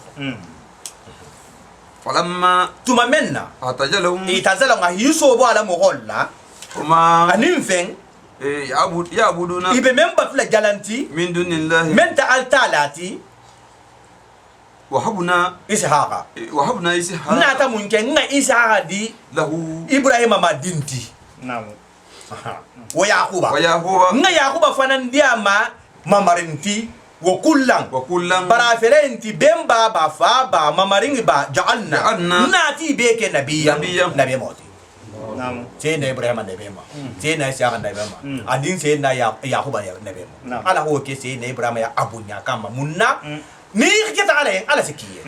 ahi bala mo hota ahi ba wulu ba hota ahi bala ku peto ko ba be ka atala kuta ko kan atala fana ko ka ko fanance bonso dima même be bulari nyokon ko nabema yala Naam. ala ko ba meta no ma falin tano la mo koy naam wahabna nata diri ke lahum mo sabo nyili fanamma min rahmatina na ne mo do la mu moti ibrahima ba ishaqa ba yaquba ba ko nga dunya ne mo do fanan dia ma nuwol mu bonso nyi mal ni na fulo ni kharege nyi mati innahu waja'alna lisana sidqi na tatan tonya ne ngatu lahum yen aliyam membe kotari seyna ibrahima alayhi salatu wassalam ani seyna yaquba ani seyna ishaqa ni seyna yaquba ba dingal mu seyna ishaqa to ding seyna yaquba bebi tantula ba seyna ibrahima nabe mo lube atin na tawulu nabe mo da be ma seyna yaquba ishaqa la seyna ibrahima da hay ulu fu nabe ma danta seyna nuhu seyna adam seyna nuhu ani idris alu ani seyna salihu ani seyna shuaib seyna hudu ani seyna lutu adin to wolel barato nyimbemu abon soleti wo bonso fana bulo boto jonto seyna ishaqa ani seyna ismail dole mo seyna ismail ni seyna ishaqa wa seyna ishaqa fana nata men wulu no seyna yaquba ti wole fana nata din ketan nin fulo men wulu wole fana nabe mol bonso ibisa bersangol bonso be boto nabe mol boto woleto wo keta nemati iye naam wajukuru musa awa banta qur'ano ko musa fana na ko dan tege fil kitabi kitabo nyin kono innahu musa wo kana aketa mukhlisan khalisa mogoleti alta laye imagi wona de na fonante no wakana aketa rasulan kila mo faranti nabiyyan nabemo wanadinahu nata musa nyin kilin taltala min jani bituri konko bo fe ma fan ade ayman al aymani musa bulba ma fan abulba ma fan ni hilu abiyatin din turu sunne konko la abulba ma fan altala hakili non harabnahu nata masodun taltala la najiyan hake gullo nyototi wa habna ahahu nata barin diyama lahu ama bi rahmatina ntatala nemo do da haruna de joti nata odiyama hake ne matin taltala bulu ama bolo nata o kay nabe mo fana nabiyyan mo fana ke nabe mo tay ya long barin ya diya do lo wajukuru ismaila ko la ko nya karam farande fil kitabo yim faranto innahu ismaila kana aketa sadiqal wa'di to la hido kela ti to nyale atele kita la hido kela ti to nyati na la hido menta asa ke to nyale ta me ke fanyati asala timbali wakana aketa rasulan kila lati nabiyyan nabe mo mun ake ha amato la hilati mo la ja kara bangi ka la hido ti de mo do make do ma anin do be te bisilo to te ala hido de mo ko ka ko ma ko ngata ha jo ke ko lu ma ko se ni taraja sai wa se na isma tu silo to do na hata ni na amanna se na ismaila se na ismail to ya hatilo bangi hasu bangi hatilo ko ta bangi ha bangi hatilo ko tirisa ba belori ay ke mayin kono do na ta ke ko ismail ko dume mun to ja ko do ngala yido do le ma ko mba ma kono dinya ko habi ko ka ko nun ko kan mba ma kono ko habi ka man ka man na ko yo wonti ko ban to hibora ta ke in la ko mun to ko ismail dum ko ismail ko bi ma na ko ka ko nun ko ka ko nun ko ka tele ma fa ismail ka hima kono ka na ko habi ka lo dinya ka ma bodi ke na ti hibora kana ismail tarano ha ma taraka hadinya ka ni na tale nin tele moti be to ngabe tunanna mfano kumbu bale awe magi la hilati modolo mo nam wakana aketa ya'muru ahlahu abala mo wolo dimba ya farasul ya mari bisalat salolila wajjaka anin jakabo wakana aketa mardiyan diyam madingi doleti inda rabbi abari go batala awa wajana mun fanan fo wajara itala hafo ko mo ikani ifanga dron ko makatare nin dimbaya bibul wallahi te satera dimbaya ban sali fufa bibul al jamalu sini ila salo barajo sa dunga bulo hite ta hila ta jana wala wona na mambaye adum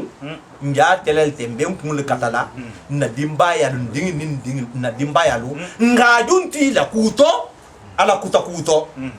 ni be altala kutala nga junto woto ni be ni ma altala batu nga junto fananto ni man da sikilindi man se fitno la barni hi ban sallan nga junto ban dirbe na saloka wallahi ni hi ba ya kan men kele make an gamba don sini inti la fudo tale nyala isi seji altala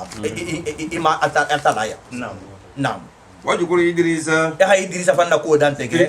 kitabu in kono innahu idrisa kana aketa siddiha tonya bangela balati nabiyyan nabemo se na idrisa yin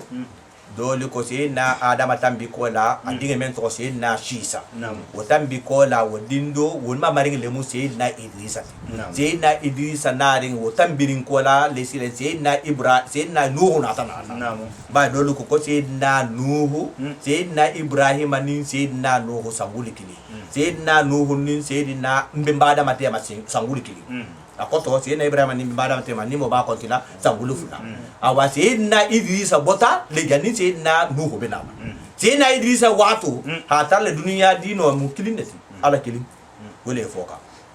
se na idrisa katel ke folo kita nabe ma foloti altala hanabe mo yadi memma adama tambi kola alta hanabe ma yadi ma wala ka to ta arqan ko awatu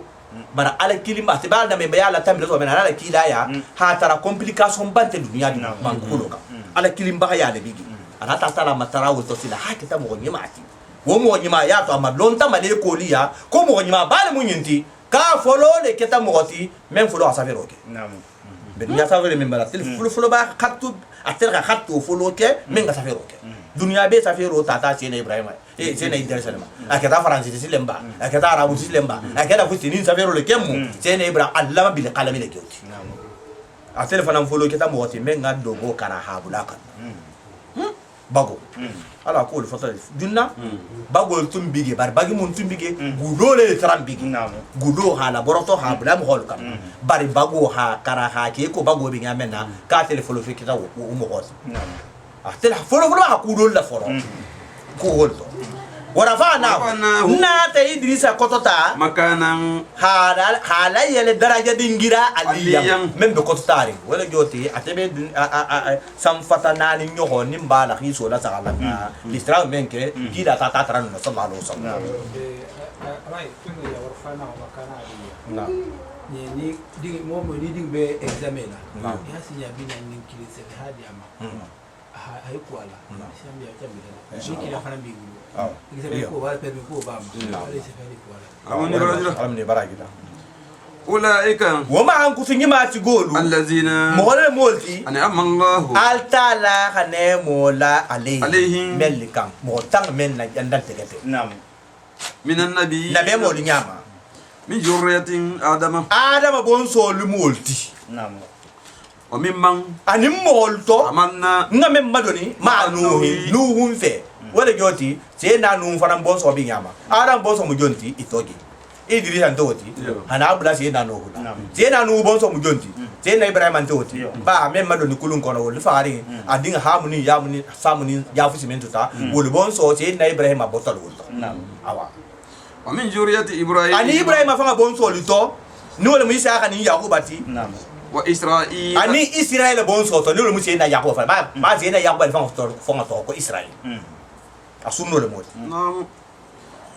وممن ani molto هدينا nga meli kandan ta la bulu واجتبينا ni sugandin ta la fana bulu ija tutula يا تتلى ni be karandikela ayatuna آيات الرحمن ayatul rahman mansula ayo to karanta عليهم mo nyima wol ma kharru harru ise jigi sujjadan ibe sujudo la wo bukiyan ise kasila sujudo wo fana kodon wo mo hole joti ko wo mo hole mo altala nyasla nyamo holo فحلف حلفه awa mo yimalu silen wol tambi ko la ko fa khalifu فحلف حلفه sokhila nata sokhido ke min ba'di بعدهم mo nyimali ko la nyili ko la sokhila jahol nata sokhido ke silen akoto remplace la jahol nata remplace jahol ta silen mo nyimali tambi ko la ni ha me khalifu remplace la jahol sokhila jahol mo men se mo hol remplacer ku jahol khalafu men se mo hol remplacer ku nyimato khairu mo ni ha ke fatihati khalafu rank balat la nyima de sokhila nyima ni ko khalifu ka ke sukuno ti sokhila jahol nyoti bara jahol men se bara jahol ta mo hol noto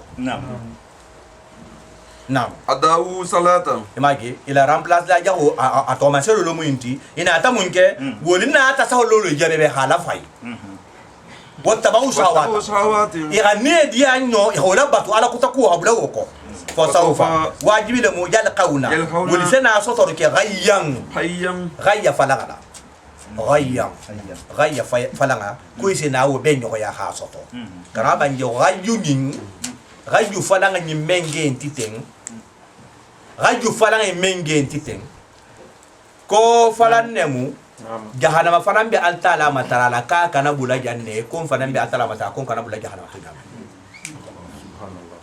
jahannama kono to mo idi min hasiya nyogonti nin do bula ta jammenna do habulagi i hadi min hasiya nyogonti altala ya abele ko kaso kono kaso seli la jahu yante kilimti kaso la nale halo isa wanda ko mutarfo mitar ba fo mutar ba kaso ko tole ni gatti nyaro ke libula la jammenna hataki i pinike wonin kaso jammenga di wote kilimti awa jahana fanan be altala matara la jahana digir fanan altala matara ko e kana bula ga yul to ibi hatu jahana kono bare ga yumen to ko gayu fanan men to ko gayu ko e kana bula no illa man fo mo de taba men to bitay nyama wa amana aba atogondiata wa amila salihan ahabara nyima ke faulaika wo mo man kutingima tigolu yadkhuluna wala se dum aljannata aljanna kono wala yadlimuna wala yuzlamuna imet nakasi altala bulu shay'an fen din ne barajola al muntaraw mo jannati adini sabatu ar janno le joti allati mbatel ma wa'ada ar-rahman altala rahman mansuha men ni no ta ibadahu ala yongole en ka ba dilima bil ghaibi manaranke yato bil ghaibi manaranke ya ko to nuunto ar janna ferenti ba to don na mela bari magi barabanta ta ko ni men ngani ni altala sa dima awa ala mun kelaw mo innahu altala kana waduhu alalahi do keta matiyan nati fenneti ke fenneti ame bay lazbauna lahwan arjanna diga me kal kuma me fiha arjanno kono illa salaman fo kisi kuma rom ha yalo me kuma kunyima be tambul wala hurjikum arjanna diga de karje fanan biyen fiha arjanno kono bukurata dunya sago misalu la wa ashiya ani urala ba sa huntige tirin urantigi dunya sago misalu nasita atala sa ita arjanna diga la ko sago mara nin so fanan kuta asa ita karama banje ko so lo nyaadi so nin kilo de francis so long arjanna ko nyaadi tiri dun tige karantige sun tige karaba nge ko altala tan puro hatambe arjan ding li daha modiya dum ni fanto ni so wato sita aleri be sila nim membe jammenna altala sila rido la jigi kunna hila sanki la jigi kunna hila traverse la jigi kunna wobe kala nyamenna isalon kitam ko so wato bandas e alon sanki me la jigi foso kodi ngari do dun ni mo tema hijabu to atala na wudun tuma menna nyamenna ibe si pera ni menna la dimba be la ngam sa fayda mbe dunyanu ni wazo be sila mge ndala ta wazo wantasi ani nganda hamulake ba da hamulane sino ko lante da ham isi sino ko kelen nin ko ido na tima anin sino na tima bara aljanna kono sino ko memo mutaw atala si da hamul la tambi la bulay kan ala ko isi suma to nyame ala mo kela tilika wa men joto nya aljannatu aljanno woli allati mbatele ma tuurisu man nuurisu man mbe wodila mo ma keleti min ibadina na jongoli nyama kana mo min keta taqiya ala nyata jongo tala mun tarawo mo nyama wa ma natanazzal وما نتجلو وما نتنزل وما نتنجلو nteli menjigi karama bangi yani bes ayo fasal la folo nyingi ta sabudulla sayyidina jibril la kuma kan alamu ta tala hamen dunga bulu hana da daga kila so e ko nga mem fon na khiso to yahudo la hamen fo kila en sallallahu sallama e hamen dungi kafiro bulu ko hana da daga kila en keso sabo abi man sa gige ko ko ya keso sabe la ko to na habi gabi ko na me mante akoto dinningi melli bote fo ninkelu itata fa sansa keme saba ina tawu asabul kafil lego anim man sa keme nga dunya tiboni ti yoy se julo kanel lego anum ni la ko ala ha be ya bodi barki la hamun bange so salama kal ta ko sinin kal hana ama fo insha Allah se na jibi man na jigama dole ko ti tani lulu se na jibi man jigi dole ko tilbi nan le se na jibi man na Zera Jibril na rin yamen na silen kila sota mumbange la isa salama ko Jibril ko ino ko batambuta banta me imanna yani al tena Jibril kila ko tanu nabulu alta la hayin dan tega info ka hadan daga kila salama ko wa mana tanazzal he kon teli male ko lume jigide illa bi amri rabbika ko imari go la ya maro wala sen jigi lahuma fembe alta la wala en bayna yadayna aidina men bentelinya alikiyama kuti wama anin fen khalifana men ben ko ba dunya kuti meji gin famo nya de sera gibi ko kontele mu yamar fenneti hali jigi do ko be nan ala ma yamar meji ala la kan yamar bara han yamari wati le to ay ala fitala wato men ana tay jabo dun kila sallallahu alaihi wasallam wama anin fen bayna jalika men be alikiyama nin dunya tema wobe be atala la yamaru fana akoto hanja ni alikiyama maka na rubuka imari go manke na siyam nyina fenti ko ba ko to manji go menke tilibi na non titani lulu kono amanke ka nyina fi kude kudo le bulata ema insha Allah men fo wala hake awani be ku menke la afubutu ko insha Allah rabbu samawati tafaro fan safata worlo mari go mata ati wala ardu anin dugo woma anin fen bayna woma membe sanga nin dugo te fa abuduhu awa muhammadu duma ya sabati altala bato kan wastabir ya sabaro makafu ibulu li ibadatihi abatoy kunu ngam ngene misalo foko ko ziyadatul mabuna tufidu ala ziyadatul ma'na kulo ka fola li wasbir almangege bara hataw lana ko wastabir kodi wastabir atawla aka dalalin wasbir bara hatawla akoto ika dole la sabaro ni la ika sabato ni dole la sabaro ni la sabato ka altala bato ma ya ha akulu lo yanya na ko wasbir saudin nimbaw ni raw harfu sabale mot bara bantaka harfu nanti al ko kila se lo sabati dola ala sabaro kan yamen hal ta'lamu samiyya ya la irato ma dolom ba lahu alay jonna na halon jonna na me ko modo bi ka to ko Allah wanti gede fo ya abdullah kodi abdurrahman abdul aziz bada Allah wanti ge karamo ha bange ko muso dole hita wa hadun do to la ko altala ahadi ko nyame na ko isimu saibo ko Allah akwata to nyame na ko tala taji kita didinga aja afala Allah imi suma mai ye kafiro ni la ko jalan bata ni la ko ya jalan to kala nyawo nyang ina ma fa ko tele jalan ke mo Allah isa fa ko lata manata mo fa na murito nyawo nyang isa abudu dol na to bar ha ko Allah wanti ge atala to isimu jak fa mo le نعم ويقول الإنسان مغندين كافر كو باين فولا أإذا ما مت يونين تفقطا جوم نيجي تجون نكوتو إسافاما كو أمية بن خلف أسافلا أبي بن خلف أبي بن خلف ولا تاتا كلو كوتو دون جيكا برو كنا ها كلو تيجي لا تاتا يلو كيلا كو جاكو صلى الله عليه وسلم ha mungu ko ite ko imbe wuli la jama sino kila ko yo ko yin se wuli a jama lo sini ha ma yin ka baro ma menke atala hite fanan fa hi gani hi ninga na mata wali na ta ko yo ko te wulale wali ka wata atala fanan ga yin ayo e jula ko to como on nin kafiro be ne fola ay dama mitu yo nin te fagata la sawfa yo ya la ukhraju la vie ukhraju ya nan sena ala buba hayyan ngarinte ya to aho ka ko le awla yadhakkaru lisanu ala dal mu gonde menge ka wala wo matin amimira nyimma ba hisimma anna afonta taala khalaq na dale min qablu jannim bi lu hasiya da fo wala ngikumo fala jammenal lu mele janni wasi wala mu yaku ana manke loto shay'an fendoti naam abin fa to menna jannim san keme bo nya janni wo be sila atalan te fusiti hala ba keta mali mento mali kama minto ababa ko loto antiki ama wa rabbika awa muhammad batan kari mari gola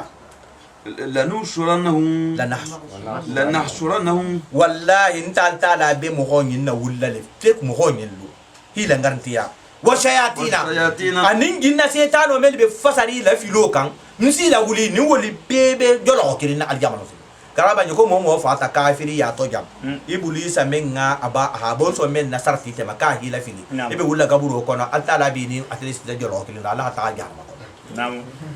summa wakola lanudirannahum wallahi nsi lana hawla jahannama la meaning la jisiya ibebe nyongiri kumbale gada ayamba lo si jahannama din ko bi la nyongire kumbale gada le hinya tilin jahannama la alkaranta mo golnya summa wakola lananzi anna nsela boruke min kulli shi'atin group wo jamaato nsela boruke ayyuhum itel men do killing ashaddu itiya men na hanyo ha gole ala rahman manso nya men be hamarin hanyin altala nya betake nso nya la tombon kala bo kafiru te ma hala sigila be men la ka me wala do ko bantai ta ko ibe hanyirin jawo je kan hanya tala nya akoto mi jamanti mo ho men mudillunin dalunu mudillu nam abe filirin ay mo go fanna filina wole habi hanyirin alanya dina men dorombe fililin mo ko makanga don nam ite filitan ta atala koto ya kata e ka mo lu fanna fili awa ite junubo habu aljamalu sine hasiya mo goti ani ite la hanyo atala nya hasiya mo goti membe fililin doromo ko makanga ba wo junu kinne bo nam ibala filo menke ba yite dum jundu fula ibanta filo menke ali mo men la filla nam summa wakola lanahnu ntala a'lamu ntala halon di soto billazina muholula mu'min awla men be hawle meyarin siliya dunna biha jahannama ton tela wolo alakanta mo honya wa imminkum ala dal mo on tatel mo hol nyama illa wariduha fa bebe dunna le jahannama be na le jahannama to kana jahannama to na wo keta hatiman wajibilati mahdiyan membe la tegerin ala rabbika mo do e ma go ma hamen na tiga fam nam mo ma wajibi amade afanga la hala tiga fam kara dandi ko tara bangi ko se ke nyaadi be se dum al jahannama nyaadi mo tige mem man jahannama men tatabile jahannama bartan bi nyaadi abe sirat salo to kuntu abole mate nam jahannama ka be kotole altara be sirat salo ya marla ha to fene jahannama kuntole nin kito be banta sambira fele jang ariganna fele koko awakala ata ariganna jahannama be koto sirat salo be laring kada be le ko sirifi da be yamene ko lamu da be yamenna sirat salo be kala nyali ha la pensilen ka wakali tambi o kan ala ta ariganna nam jahannama wundula koto sile ne yelata sirati salo ka nyamenna karaba nge ka be bunyale te sin koto ila baranyi ma kenya kasabole namu ibe tariyala to kuntula fana ila baranyi ma kenya kasabu ibe tariyala to kuntula wonyale fana ni te men kita mo nyima bati ahajirwa bati sin koto namu ya tariya to kuntula fana noro men fana bi made mala hageto kena yen ila baro sembo be khalsala nyamenna noro be yirwala yen wonyale hageto kena yen abele ko lipu ni atoro silo atoro sukuru wonya hadi nyamenna be ganya la wonyale anya hagu nyamenna be dan ni fana sin koto wonyale awa kawa ko mo ni be tarari gandele ken ko yata mbi jana makunto awe be tambo men kila kunto nyeta argana dingi ko ni argana dingi hilo aka nyamenna jana fo sa dalan kasi altala ko mari ko mu argana dingi mengete ka noro fele ntoro la kai asa fo kitan ko argana dingi tari ya tambila jawta inoro kana ntoro ha kana nasa jaw nasa sai munafiqo ni kafiro namu ala mun tarawo mo wala ala mo wala suma nunazi lazina wo ko lan sana mo holla kisi jana matuduma ittaqaw mel yi fan na tanga fulan kafuya ma nsi la kisi ونجر الظالمين جهنم تدوم من بان نسي جهنم نسي جالي مولو كنتو فيها جهنم كونو جسيم يبيبي نيونغري سو يكومبالينغا وهي تتلى آياتنا مولى مكافر وتني خنا آيوتو كاران عليهم وتي غولوما بينات من بلان كنا ما يارا دلو بكنا يارين قال الله على الذين مولى سينفو كفروا مل كافرياتا الذين مولين آمنوا من تغندياتا أي الفريقين جماسي جماسي بنتلتو خير مقاما من سبت دينجيرا كي خنين وأحسن نديا أني ممنا ما جمال مدن دينجيرا كي خنين namu ayo nyinji ta jon la kuto waliru mughayra na nyohondolu karaba nge ba kafiru ka fi ko takila sallallahu alaihi wasallam ya korte la ula kunna ya ku bilana ikurita ma ina ta munfo iko ka ko ya ise wasula kila la kene sallallahu alaihi wasallam la saibo ni ultani ha grupu made sa tere tilibi toloring ifate be noroli haramu wala ifate kungabu bagi nyima bilari kanna be bulari kanna nemo bibulu nafulu bua bibulu ese mun kese sa ko he ko ngayin na saadi na be mo kila memba fa ko kila da sallallahu alaihi wasallam mo go meli be bulara ko ni la saani intel ni telu jo nya ko to fele hal namu isi wasu wala sile be ba ta korama intel ni telu jo nya ko to fele hali jo bado hani jo ma de la jama ki hani isa traité nimba gi nyimba be sigirin kila la sai bolu dolbi gila ba ko se karkirin ki kan na manku namu amma mafari no fenti namu ite si wasu wala sile ala hada le ka ko mo mel be falaka muslimo lien dunya jang al jamalu za ta ba ta wori la nyongila jahannama la mini la jamalu se ni bla jahannama ko namu ala mo kilaw mo wala وكم ahasiya أهلكنا ta la ha hala go menke حولهم mo ho yili nyanu من قرن man ton kutaw doti هم wo mo holu asanu asasa wala bun kono mi nga ke hanyin hasiya makango ntalti namu wori iya وريم igenya fanan ki hanyin itel fanan tibi akoto ngamo ngana fuluba siya man halabi itelinya namu anni fero be melie la bun kono mi nga kenya hasiyati ifero igenya hasiyati bari manto ala ku kan altara hi halagi hi dun jahanama ifanan banti isumangoli to altara bo le keli fanan namu قل mo ba bangi من momo كان nimmen keta في الضلالة ibe filbanti yato فليمدد الرحمن awarahman mansuha gidiri ke lahu itigo ye madang Madang. gidiro bela isiye ni kharige fanana de ba ni fata heran tinga akoto nimmen keta kafiro ti dunya jam ala matara kisande e kana perdi kum fuloso aha kharige badi ma asima ya badi ba ni fata lu men fenti bar hal ni wo keta karaba je ko hal ni mo ha kafiri ya to ya sanguli kilin soto luun kilingi iman jangaro iman konko ibe ne mo ronto ko ninja na ma sego no lati kafiru kan luun kilin ko ni ha maginin ka ko ya le na ha ne maso to dunya ko ka sa ko ka fa ala hada na man ne maso ko bari fanan ko hal ni mo ha sibi la tambi toro nin toro mo to dunya ja nin ororo anin fuhariya nin jangaro bara belarin ada ko kam ariga man sunna altala ha ariganna segonu nemo diama ko ni hamay ninka ko dunya ha toro so kata ko kafa ala hada na man toro hatta to ni tebe membe duniya jam e kana perdi fulo ke so de e ifa kata fu mo man makini kini aljama lo sene ha kafiru kunna go fu aros afelen di duniya man diada aljama man diada awa wo mo holla kuma kala mai ite me yi kun filin duniya ye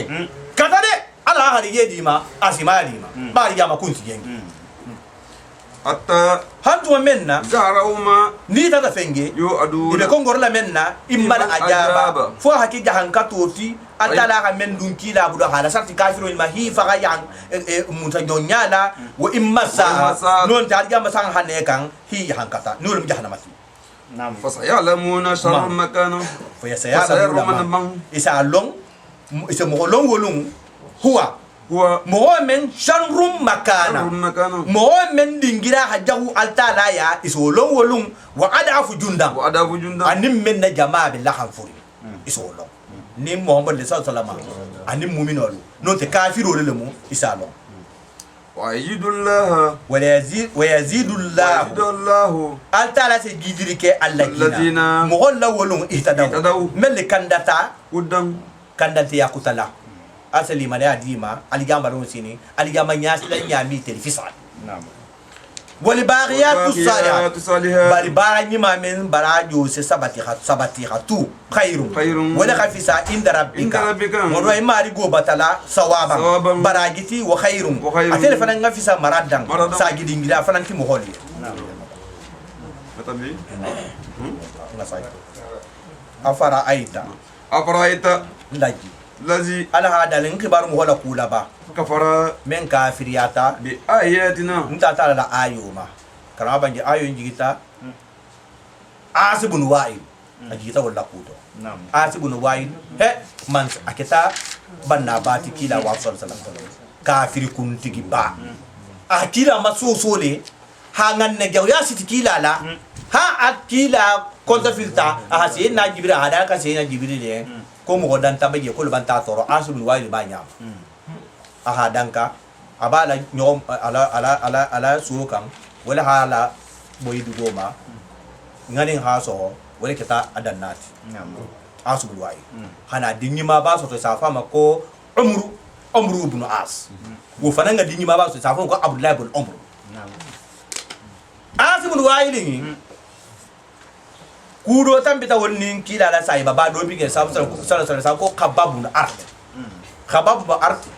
numo de tumu siyaki asinu mo yale ke mo holi wala hanu mu yake asubun wa'id do ya hala dol ko ka hala fangale tebe dol ko ka kudo le kay nam halun asubun wa'id hi bang asarali hababu art na ta wisila ta ya ko asubun wa'id ko na julo sara asubun wa'id hala sa ko di ko yo ko nya julo sara ko yo ko ya ben na ko yo ko ya ben na yo ko ni ante gila julo sara la membe makofo ni kafia ta Muhammad sallallahu alaihi wasallam hababu art hala sa ko yo ko ta ko kafia Muhammad ko yo ka long asibun wa'ili hite hila sima ya bi la tambi jan sani namo ifa tabi ila ulita altala bulubi konte me kafira altala me kafira Muhammad sallallahu alaihi wasallam me wuli hiya fa ya wuli al yamalu sini me kafira asibun wa'ila ha bulola la hakawa koyo koy gana ku do bulela ku mo to ten ka sa gamadi ko hanga fa no wuli koyo nte wula de koyo ebe dara la koyo ka ko ban ta to afi mala ila juloto hanguli lum ningulita lu menna ku fulan botar la nyale din siya man botar la nyale ban na ban ta din siya man soto dunya be mbinya nyamena alja kele nyaw nyale nte din taranya nte na fulu siya man talanya wolun nsi la julo sara nte lu ka do fanga ta halaka halima handi aho fo ka babul afiya babul artal ko ka ko ban ta me ko ban ta to altala matata ye antala ayu na jigi haja du wol nam saje afaraita allaji ya lan ke bar mo wala kula ba kafara men kafira ta tala nulu mo asbun wailati bi ayatina kafira ta tala ayuma wa qala ana tayin fala kumo to khababun artiyan la utayanna malan awa nim utarta wulila ala be sola mbe sola le ding na fulus ya man na aljama lu musini wala dam anin ding atuni siata aljama insila dilo sara attala ala الخيبة ada daliyo asibun wa'ilu mengena wofo ajani nyingi gullo londo lole ma altala buluba aligama mu gullo leti wobe nugul dinne ajana nyingi wole ma altala bulu khafo ko membaye aligama altala banto itala ba أما يتحاج أحدا فانا هيدول متا عند الرحمن rahman manso ya khafo kajar menna ta ko be kala yenne kalla Kalla. ko kumante سنكتب ما ala hadali konsena mnama yamaro nam malekul yamar fen safela يقول abi men fola ونمد nse gidirike له ayen من العذاب ya hankatola مدا ya hanka gidiro bela ha kuna gwada da mai wonarisu ونرسم wonarisu ونرسه nse na ke aketa ma fenna yakuru Yakuru. ay men fola ay larin digin ninna fulo men tan ta bina la be keta la ko ويأتينا ate asibun ma wairu nyinna nyogon doli se nan ta la ma aljama lungu sinin farda Fardan. akun kilin kali garo te sidra tela ويتحجوا آلهة kafiro nyili manta mari gido mute fanye من دون الله men ta alta lati ليكونوا ya hoke marigo le te ala ko fo marigo woni seke izam Izam. made marla doti lahum Lahum. yen hakan juro ki yan aljama lo sinin kalla كلا wo kumante wol fanante o kela سيكفرون jaranga nyili fa be firsi wali ala le hiban بعبادتهم ibat lalla batoto aljama lo sinin iba fa le kalimante le batode mba ndako ويكونون